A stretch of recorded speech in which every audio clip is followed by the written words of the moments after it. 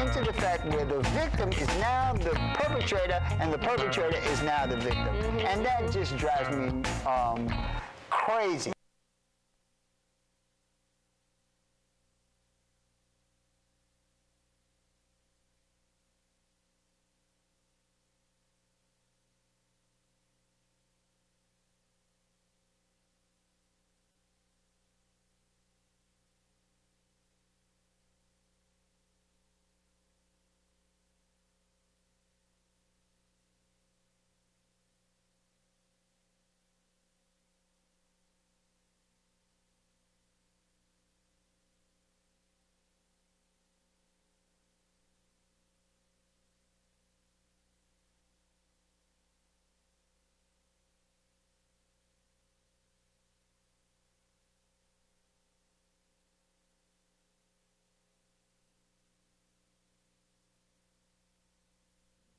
All right, let me know when I can start talking. I think she said yes. All right. Hi, I'm Nat Wood. This is 30 Frames a Second. And when Deshaun, Stephanie, do me a favor. Go put Chance's picture on the screen. The GM. Yeah. Yeah. Hello, people. Hi. One of our favorite producers was a gentleman named Chance Armstrong. And he recently passed, and he was a dynamic producer. He was always on the go. He was young, he was energetic, he was like mad cool. And he had a lot of people who really loved him. We did a memorial to Chance here at M&N. And he was working on a project. The project was called... Trust no one. Trust no one. Trust no one. That's a happy Thanksgiving message. His friends, Olu Gittins, took over directing the play. And they have continued Chance's work in Chance's name. And hopefully, I don't have the monitor, so I can't see if they have his photo up there, but I hope they have his photo up there. And I have Olu here and two of the people who work on the play. And I'm going to let Olu introduce them and tell us what their contribution is. Okay. We're going to get a little background on Chance and how you ended up with the project, when the project is coming out. And hopefully we're going to have like a really good show right before the holidays. I think we get so involved in politics that sometimes we forget that we've been put here to spread our little wings and fly sometime. And Chance was a person who liked to spread his wings and fly, and fortunately he was around a lot of people who wanted to do the same thing, and I think that's a good message for all of us, our children, our grandparents, and everybody in the middle. With that, Olu from OG, the president, the CEO, not just the president, but a member, OG Productions. How did you get roped in this? Who is Chance Armstrong, and how did you end up doing this? All right, well, first I want to say thank you for letting us on 30 Frames a Second. It's an honor to be here, and it's just great to be here at M&N talking about Chance and about the show. I got involved with the project Trust No One because Chance had seen me around M&N. We had both worked on a lot of projects together, and he knew that I was also a filmmaker and that I had done some theater. And he asked me to come to a couple of rehearsals and help them troubleshoot some scenes, give them some feedback, and they really liked the work that I was doing. He brought me on as an assistant director, and I became like a co-director. And everything was going great. We were looking forward to the performance in January, and then we suddenly lost Chance. And so we all were able to regroup, and we said, you know what, we're going to keep the play going. We're just going to continue his mission. And the two co-producers, Shanice Beck and Dominique Darrell, they continued to finance the play and to keep the logistics going as producers, and they asked me to stay on and become the director because I was so aware of what Chance's vision was for the play.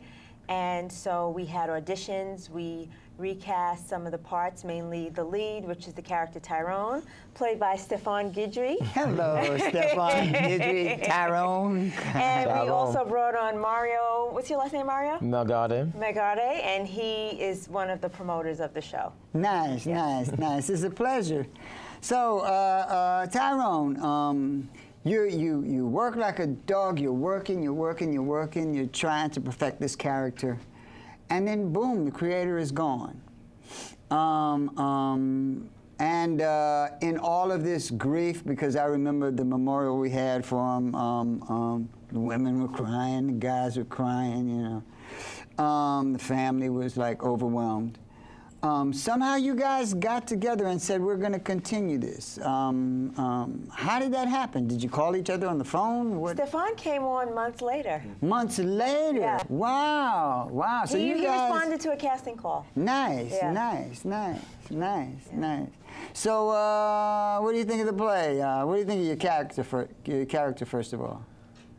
Tyrone is quite a fun and dynamic character. He has a lot of different sides. Are you the guy with the muscles? No. Oh, okay.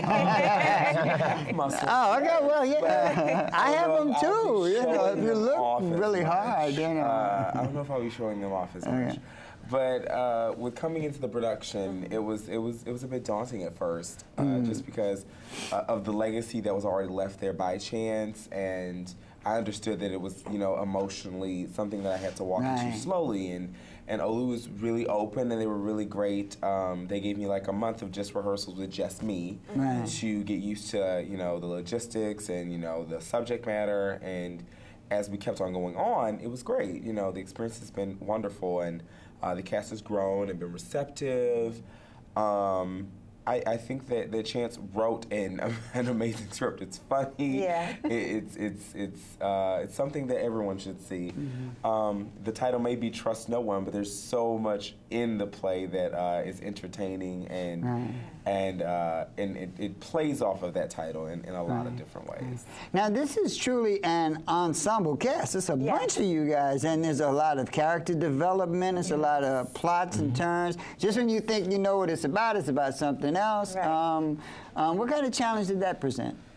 Do we have someone else? Yes, I think we have one more cast. Okay, so we're gonna sneak you in. So don't come in yet. Somebody's gonna come in, and we're gonna like make you crawl on the floor and.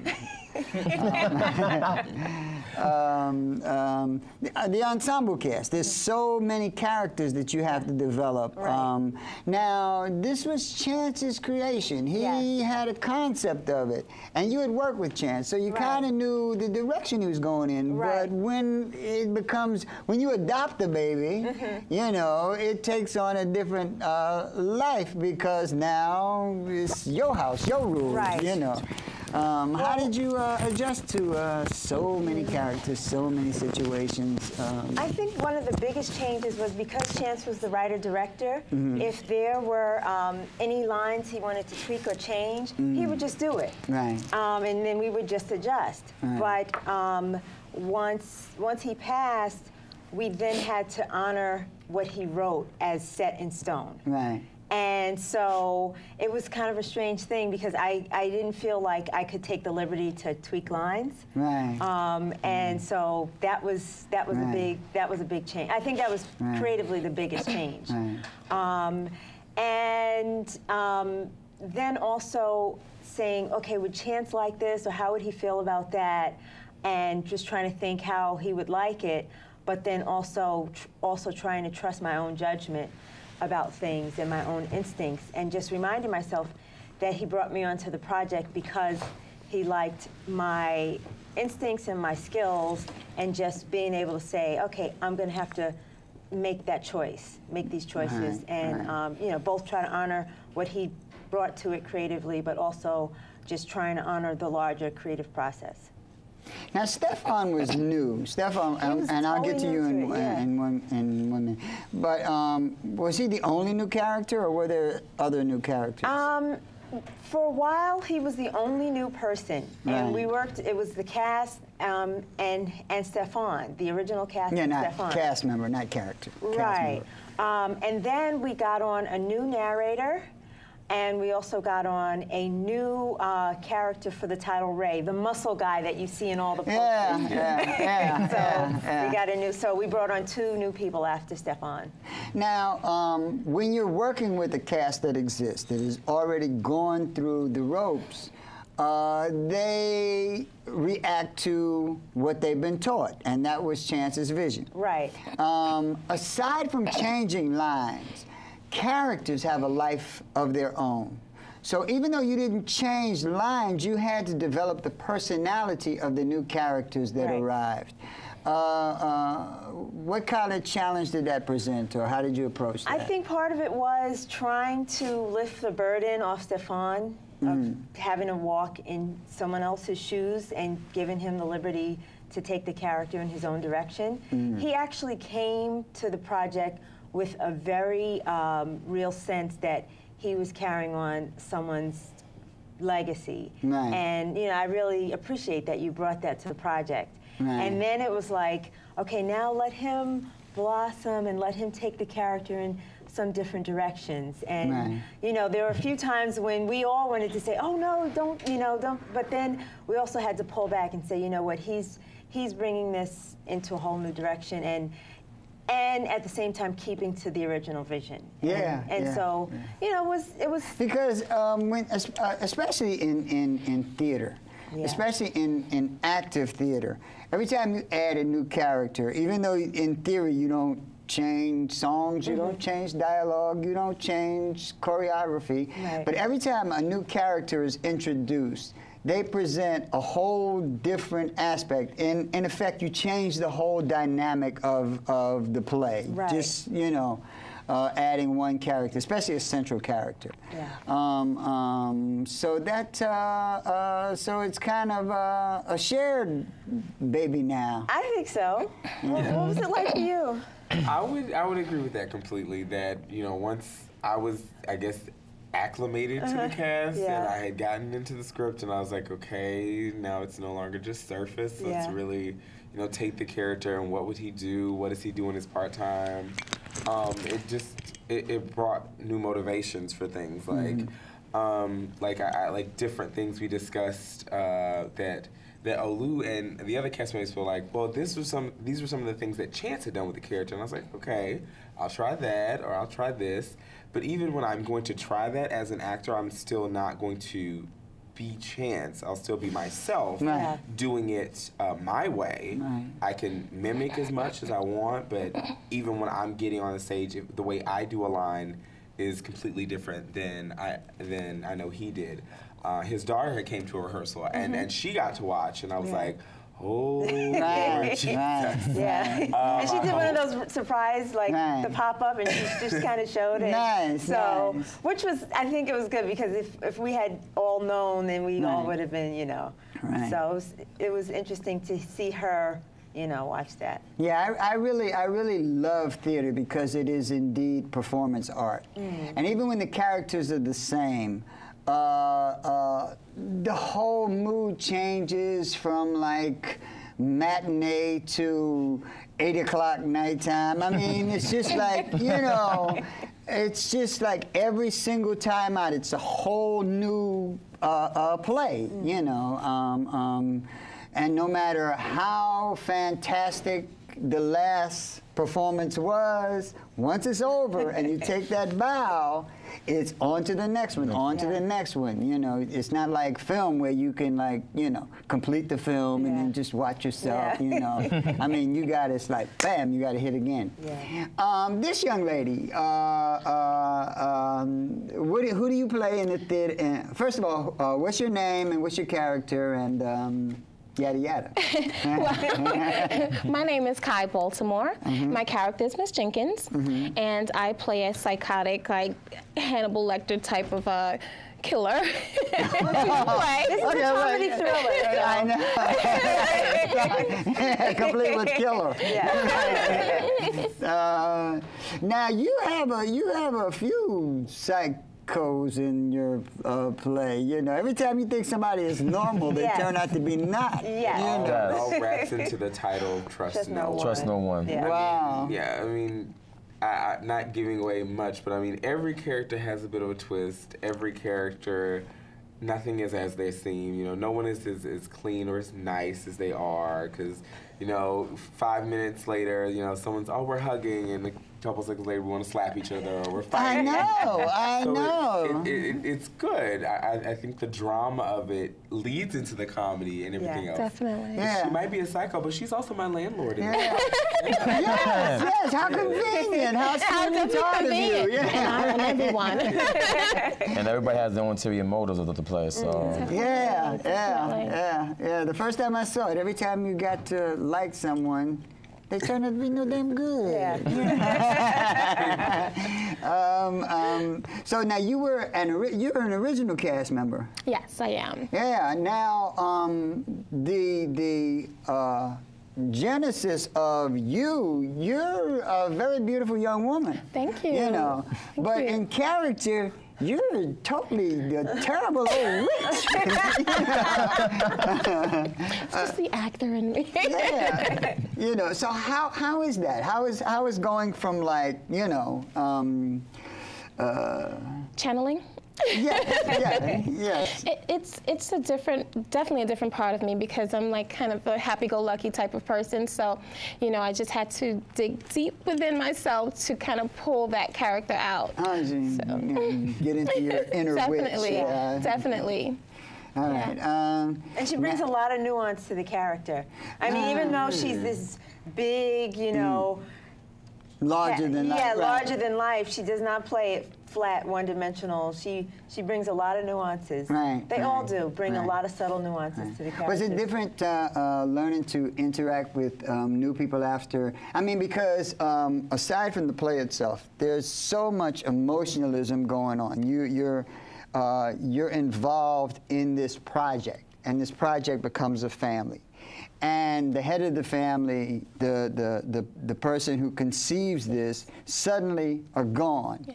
And it's like the family is incomplete, and you're not sure what's going to happen. And old family members move, and you have to go on, you know, as it is with tragedy. Whoever is left has to go on, has to continue, you know. And they bring in new people, and you continue. So there's emotion that's in you, and you have to, like a football player, you have to, like, you know, get over your tragedy and then get right back on the field and perform and literally break a leg. That is the very essence of professionalism. And you don't know whether or not you have that in you until you're confronted with it. How long did it take you to shake off the shock of it all, interact with new people, and determine that you were going to bust this out? Well, it didn't take me long, only because I knew that this was something Chance wanted. And I said, you know what, we have to run with this in every which way possible, because that was just his eccentricity. And I needed to just, you know, put that inside of me and just bring it hard, bring it strong, and just bring it to the forefront and get along and do what we had to do for the sake of this play, for the sake of Chance's memory, and, you know, just enjoy myself doing it with my cast members. Now, how was it the change in working from Chance, because Chance was very, very effervescent, you know. Olu has her moments, yeah. But there's a subduedness to her at times that is more evident in Olu than, you know, I mean, like Chance was like, you know, put the coffee down. Don't put one more spoon of sugar in that thing. Maybe how energetic. Just like, right, really energetic, go, go, go, go, go. Did that present any challenges to you? Because a new director is not just, the director is not just a vision, it's a way of doing things. It's getting used to, a whole new set of circumstances. What kind of challenges did that present? Well, I wouldn't say it was so much of a challenge because Olu was there. I pretty much came in when Olu did. Mm-hmm. So, just getting to work with her from the start, right. There was already a connection there. Right. So, the transformation is that Olu was very calm in right. the sense that I am. So I connect with the fact that she's very calm, right. easygoing, right. and she's very creative and thoughtful in the way she presents ideas. Right. So in that comfort, I take that comfort in it and I run with it. And I say, you know what? She's allowed me this comfortability, so I need to bring my best foot forward, in her allowing me to be myself and to project new ideas onto this new cast. Beautiful, beautiful, oh, cool. Beautiful. Because it's true. I mean, you are energetic, but there is a cerebral side to you, that is more subdued, And Chance is kind of like me, His, I mean, it's like people work with me after you work with me a while. You say, oh, it's cool. He knows what he's doing. I'm learning. But initially, it's like, what is wrong with this man? I'm going crazy. How did you find, the challenge of replacing someone who had a whole different directorial style than you had, I think. Or did you even think about it? Well, I think I think it was maybe 2 months I was with the project when Chance was still alive. Right. So that transition, which I didn't know at the time was a transition. Right. I just thought I was working with him. But during that time, I was able to really learn a bit about his working style. Mm-hmm. And I have my own style, so I was able to slowly incorporate my own style into the project. Mm-hmm. So it wasn't like I just came on after he passed. Mm-hmm. It was like that. Those 2 months really just made such a huge difference because I knew that he brought me onto the project because he liked what I had to offer. So mm-hmm. I felt comfortable with that. I felt comfortable just knowing that he wanted me there, so there wasn't that period of, doubt or whatever. Mm. No, and that just made a huge difference. Who doubts themselves. No, but sometimes. But it is like okay. Let me think about it. Even if I don't doubt myself, sometimes you doubt, well, is this a good fit or whatever? Right. But knowing that Chance wanted me on, just. I was like, well, he wants me to be here, so hey, I gotta make it work, And the cast was so cool. I mean, it was just a great cast, and I didn't even know that we came on at the same time. About a week later, I think. Wow. Now, this is probably a question for you, but you're about to do 2 performances. 4 performances. Where and when? American Theater, American Theater of Actors on West 54th Street. We also have a 3 p.m. show, and also 8 p.m. on both days, Saturday and Sunday. Saturday and Sunday. November 24th and 25th. How did you work that? Because that's working it, brother. Me, it's a lot of work. It's not easy. We actually go to a few organizations, a lot of gay men health clinics, and we actually did a few performances, and it actually went wonderful. Nice. And also, we went to West 4th Street. We had different locations, reaching out to people. And we have a lot of good response, but actually talking to people in New York City is tough. I just moved down here from Miami, so. Oh, yeah. And so dealing with people in New York is really tough. Yeah, but it is tough. Anytime somebody say I came from Miami and New York is tough, you know New York is tough, because I've heard Miami has its moments. But it's interesting because even though Mario came from Miami, he had a lot of ideas for promotion. He was always thinking ahead. Let's go to the Apollo and promote to that audience as they're standing online. Let's go to Christopher Street. Let's go here. Let's go there. And us being New Yorkers, we take so many things for granted, but he was always thinking to the next place where we needed to go, connect with people. And, you know, Shanice and Dominique put all of us to work to promote. So. And that is so important. And it's very difficult to get that proper fit where you have the balance of promotion, because people, all I want to do is create my masterpiece. I have no time for like talking to people. He doesn't understand my vision anyway. That's so true. And you need people who are energetic and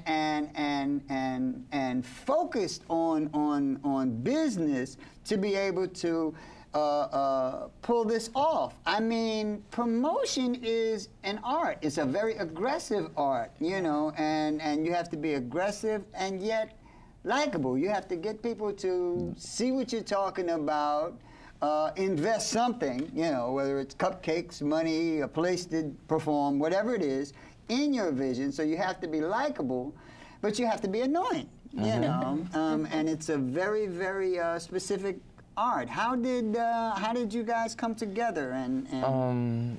Personally, I used to be one of the hottest promoters in Miami, and I used to work with a lot of major clubs, and I dealt with a lot of NFL players, NBA players. I met a few celebrities down the line. But promotions and marketing, as marketing play, I kind of used my own personal experience from when I learned promotions in Miami. Kind of brought my ideas to the play and kind of use my personality to talking to people. And when you stop someone and talking to them, you gotta bring a certain personality of your to bring it to life to make people want to stop and listen to you. So and promotion actually kind of prepared me to get to being a promoter. You gotta have somebody. You gotta pay an image that people want you to be or want you to act like. And sometimes you gotta pretend, but but at the same time though, it's like self-marketing. And if you actually relearn that, that aspect of marketing, you could actually do any kind of marketing. And it is indeed marketing on a major level. It's not like marketing where you're calling on the phone and you get some old person that's going nowhere anyway. I'm so glad to tell you. I mean, you're literally going to people who live like this. Like this. They ain't got no time to listen to your crap. Okay, Stevie Wonder. Yeah, whatever. And you have to slow them down, get them to listen to you, and then come over to your way of thinking. That is extraordinary, How'd y'all get together? You rent him out? Shanice and Dominique, he was a colleague of theirs, so. Nice. About like a year ago, I met Dominique and Shanice in Miami. So I was doing promotions and everything, and I was their promoter for the weekend while they there. And so I made a trip to, I was moving down here to New York to take care of some family member business. And all of a sudden I just gave him a call, and me and Shanice, I'm like, yeah, I'm the promoter you met in Miami. I'm back. I'm in New York. How's New York doing? I want to learn like different places. Can you give me advice where to go to? She was like, oh, you know what? I had a play, and can you help us out marketing? I'm always looking for new help, and I need somebody with your experience in marketing. I was like, you know what? I never did a play before or did any marketing. It'd be a new experience. So I was like, you know what? I take on a challenge and everything. So it was a tough challenge. It was not an easy challenge. This whole scenario is like an extraordinary work of art unto itself, because it's like vision becomes fate, fate becomes destiny. So it's an extraordinary story in that a person first of all comes here, meets people, has the disposition and the drive to want to do something, and the disposition to get people to want to be with him, doing this thing. fate steps in, snatches him, and what is left is the work that he lived for, you know, and the work had a destiny all its own, and more components came in to bring this apart. So it's a very extraordinary set of circumstances. Yeah. Sometimes working on it, I feel like it's almost bigger than all of us. Yeah. Yeah. Yeah. Yeah. And personally, I think Faith actually brought us together, really. Because be honest, like, I wasn't expecting calling Shanice at the time when I did, so it was just like, you know, just give a call out of, it was a thought, like an instant thought, and just finally call. And she was like, you know, I think Faith kind of brought us together, because, you know, Chance, after Chance passed, and when I was doing marketing in different locations, I actually got a chance to learn about Chance, and I met people on the streets that actually said that, oh, he's really talented, has so many talents. He was a good person. He has a good heart. He was, you know, was funny, hilarious. He had these, and I was like, I wish I would get to met this man. Like, I wish I would get to shake hands. Like, and I feel like, you know, I mean, I believe a lot of these supporters will come out to the play and, you know, I mean, he was a great person. The way that people was talking about him, I see it in their eyes, and the emotions, and, you know, it was like, he was a great man. I wish he never passed, and I'm happy that you carry him. Yeah, because he was young and vibrant, you know, and that's always a shock, you know. I mean, people who have, like, you can live a very long time and contribute very little. You are easily forgotten because you didn't touch anyone. And you can live a shorter lifespan and touch a lot of people. And in a sense, you've given Chance something that most of us wish for but never truly attain. That's immortality. You know? That's true. Wow. And it's just an incredible, incredible story. You're looking forward to Showtime. Yes. I'm looking forward to Showtime. even the rehearsals, in the rehearsal scenes I've seen is so much. Every character has the major big piece of the show that entwines with everybody. And it has a lot of character that everybody can relate to. Everybody knows somebody that's funny in this form of way. I don't want to give away certain pieces of the show, but I know. I wish I could, but I can't. You know, I can't. Okay, I said I would. It has gotten really real because this is the week of performance. I think that we've all gotten really heightened, like just, you know, everyone's in costume now. Okay, everyone sees what the set looks like. This is what our voice sounds like on the stage, and just going through, you know, I'm like, okay, in how many days am I going to be doing this play? It's gotten that real and that serious. But it just makes it all, that gives you even more energy. You might have butterflies in your stomach, but like last night we were rehearsing, and there was it was like one of the final scenes, and it was with Kai actually, and it was hilarious, just because something new happened on stage that we had been rehearsing, but she finally got to do it, and just to see your reaction as well as the castmates' reactions. To what she did. Yes. because we finally have to start really like, oh, you know, you have to finally practice with a certain prop, and you finally have to see how it responds. Oh my gosh, if there's a glass and it rolls. In live theater, you have to deal with that. Right. I trip and fall. I'm not going to talk about what my character is wearing.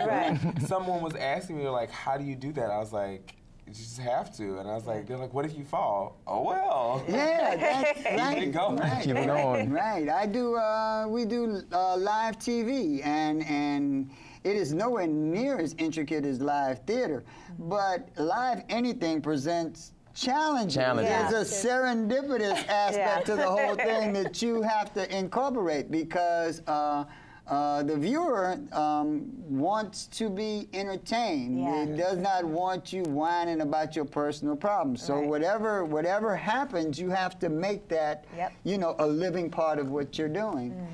I think that's why people call theater the living art. Right. And I love it being called that, because I mean, every time we do a performance, it's a different baby. I mean, we can say the same lines, we can go through the same blocking, but it's always going to be someone's going to do something different. Maybe someone accidentally forgot a line. Or maybe it's someone, you know, forgot, you know, they turned a different way on stage, and you're like, deal with it and live with it. And it's always fun. And I feel like I can trust my castmates. I totally trust no one. There's a lot of trust. I mean, how do you feel about that, guy? Definitely. In short, you know, the place that's trust no one, but we all must trust. Yeah. Each other. That is true. The immortality that you mentioned in Chance's life stake is that the name Chance gives us a second chance to make his memory a complete vision for all to see. That's true. Now, we just, it's interesting because we're approaching the holidays. We just had an election that was very bitter and polarizing, and if there's one good thing about having a black president, it really shook the tree. I mean, people really let you know what was on their mind. And I think a lot of times, especially like people in my, you know, age bracket, you know, we people who are very close to heaven or the other place, we tend to spend so much time talking about who used to be great and what the challenges are and who is against us and who hates us and yada, yada, yada, that we do not focus on how we do things in spite of it all. That no matter what they throw at you, you still have to find the will and the courage to spread your wings and take that leap of faith and encourage young people to do what it is they want to do. That it's not just about who has all the bling and who has all the money, because you can have all the money in the world, but if you're not doing what you truly want to do, you're never really going to be satisfied. And I am very, very grateful. Not just that you're doing this, continuing what Chance wanted to do, but that you are out there, you know, representing for all of us, you know, in spite of the fact that some people don't like you. I mean, they say it on TV. I mean, we had to face all different types of challenges. You know, some people might have doubts about us, but you know, we have a dream, and everybody is facing their dreams, and we're out there doing it ourselves. So we have no supporters. And that's like the biggest challenge right there. So do people actually believe in us? But we keep each other like a family and believe in. We actually stick together and we trust each other, and we like, you know, we're not gonna give up. We're gonna keep facing and keep handling anything what we have to do. And you know, some people actually give a lot of respect of, oh, you know what, y'all black, y'all doing it on your own. You're not out there selling drugs. You're not like, you know, you ain't doing a murderer, or you're not doing anything. You're doing something positive. And you know what though, and you know, and I believe that if you really put your time and effort and put time into yourself, as maybe changing yourself or making yourself to want to do things better, you can achieve anything you want to do in life. There's a quote that I took off of Facebook from someone, and it goes something like, when I come before God at the end of my days, I want to say that I used all the talents you've given me. Therefore, when I come before you, I can say I have nothing left. So I'm glad we've taken the chance as African Americans, as, you know, people, you know, to stand strong and use all our talents and expose them to the universe. And hopefully the universe brings us back something greater and stronger to build on, so we can keep giving and keep giving our talents. But I think we've made a lot of great connections with the promotion. Like, it showed that so many people were just open and being receptive. Like the president, like he's, you know, one of the first sitting presidents to just be out there and say, you know, I'm gonna be different. I'm gonna accept all of you know, the people that are voting for me. Right. Whether you be a woman, whether you be an immigrant, whether you be young or old or employed or unemployed, small business owner, whether you be straight, gay, whatever, he is like open out there and honest. And so, and that kind of message is powerful. And I think that also comes with our story. You know, we have multiple different types of people in this cast, different cultures in this cast, and different subcultures, and we just all are kind of like playing off of each little character's story. I mean, I'm saying just a little bit like, I mean, they're two best friends that are a guy and a girl that live together, and they're not dating, and you know, that happens a lot. And we discussed it, we're like, yeah, it happens all the time in New York, you know, two friends living together. And this kind of battle that's going to happen between them as well as their circumstances is so worth it, and it is telling of like, you know, how we all interact as people. Now, one of the things that has become obvious, you know, and is it's really true. It is difficult to teach an old dog new trick, you know. Especially it takes so long to get the old trick down that, you know, you don't want to. But what has become obvious is that young people are doing something very, very bold. They are standing up to the backwards thinking of the generation before them. And it is very, very difficult to tell the generation who came before you that Mama, I love you, Daddy, I love you, but I don't want to hear you racist, sexist, homophobic BS in my life, that we are a new generation with a new set of ideas, and we're going to present those ideas.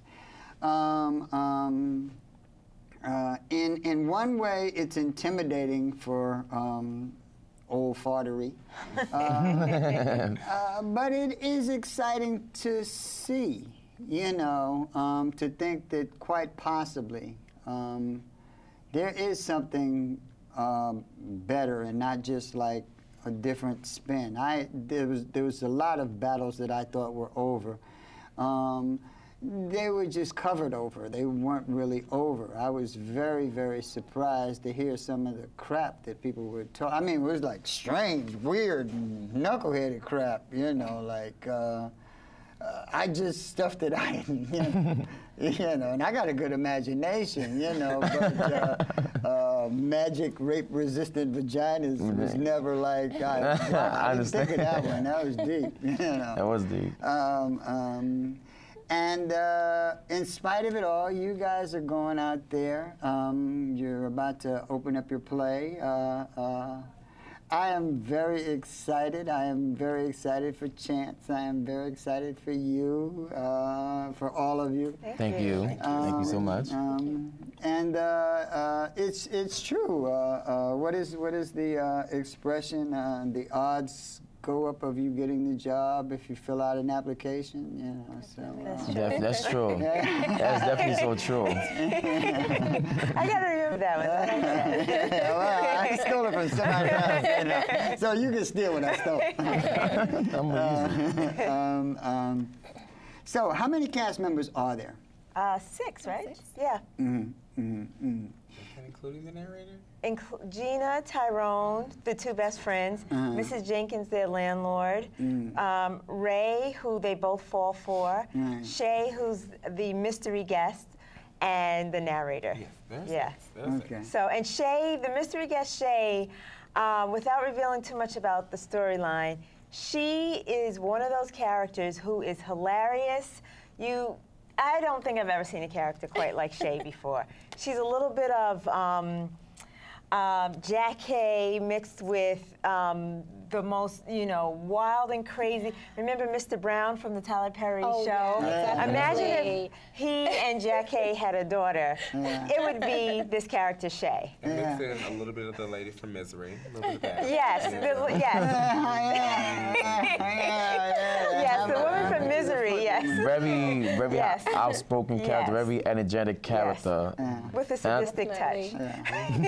She goes off the deep end. Yes, she does.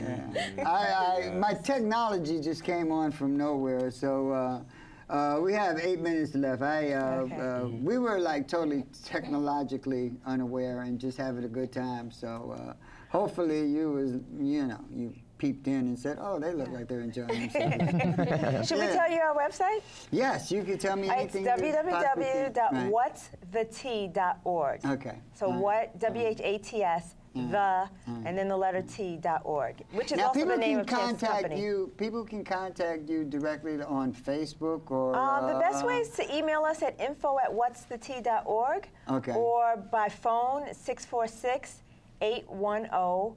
All right, and you can give them all the specifics. Yeah, and on our website there are links to buying tickets online, or you can buy a hard copy of the tickets. They'll from the give you producer. information. Yeah, all that stuff is there.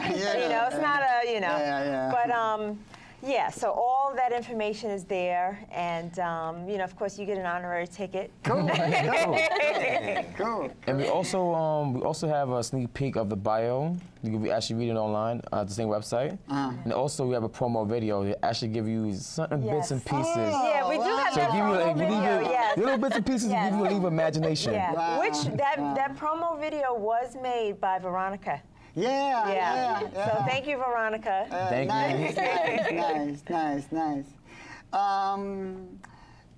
I feel so fortunate to be able to speak to people who understand the science of art as well as the art of science. And it takes a whole lot of things. I like to say, and I said this to another guest of mine who was doing a play about Zora, that although science makes our lives more convenient, it is art that civilizes us. Oh, wow. It is art that brings people together. Science makes your life more convenient. Yeah. More convenient. Right, but art makes us more civil and better people.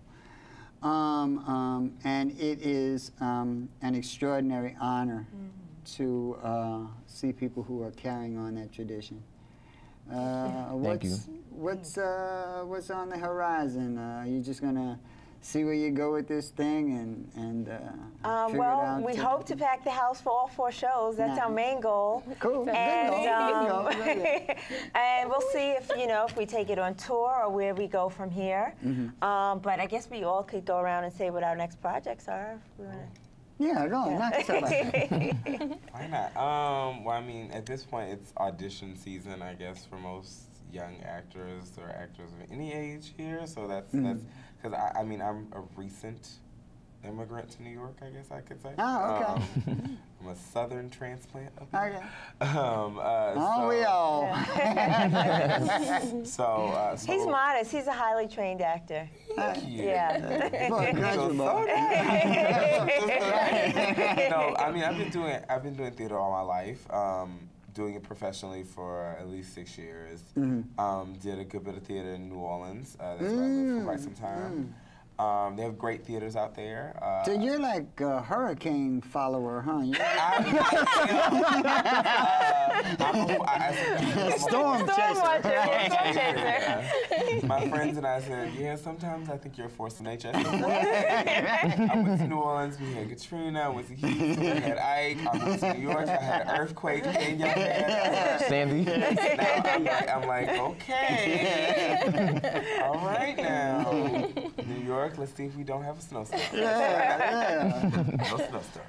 So what's on for you next? Well, hopefully, I would like to delve into doing voice impersonations, taking some voice, impersonation classes, writing children's books. Nice. So I'm definitely looking forward into delving into that world. Nice. Me, I'm still gonna do marketing. I'm probably taking maybe doing more. I hope they do some more plays. I can stay on the field because I actually had a great time with the cast members. Some of the cast members come out. We actually went to a few places. But I mean, I'm watching the play and watching all the cast members hanging out, and also when we were doing rehearsal, I'm thinking about getting into acting. Right, go. Yeah. Good. He stood in for someone one day and did lines, and Charlie horse. Luckily, I'm breaking down with 2 minutes left. We're gonna have a snuff film. You know, tune in. Call your mother. And I'm going to be working on my first feature film. Good. next project, yep. Nice. Yeah, well, I worked on one of your films. Yes, before. you were in my film. You were in my first film. Lucky. I know. Full circle. I know it's right. That's right. The party scene. That's right. I know. I see my life. Yeah, we got 2 minutes left. Again. Take this time to tell them where the play will be and what times. Tell them slowly, stretch it out for at least a minute. Thanksgiving weekend, Saturday, November 24th, and Sunday, November 25th. 2 shows each day, at 3 p.m. and an 8 p.m. at American Theater of Actors on West 54th Street between 8th and 9th. And our website is whatsthetea.org. Nice. Did I miss anything? Building number 314, West 54th Street. Yes. Oh, yes. Between 8th and 9th, Yes. second floor. 314, Beautiful, yes. beautiful. And it's right to the right of the building with the green lights, so you won't miss it. Beautiful. Yeah. And that theater is iconic in New York.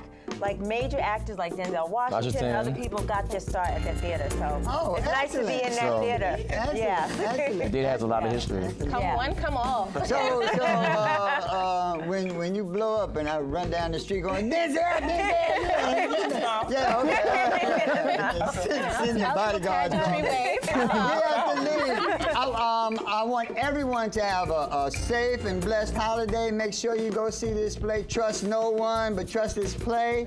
I am so pleased and honored to have you here. Happy Thanksgiving, everyone. Happy Happy Thanksgiving. All right. Thank you so much. Yay. All right. Beautiful, beautiful, beautiful, beautiful, beautiful. Yay.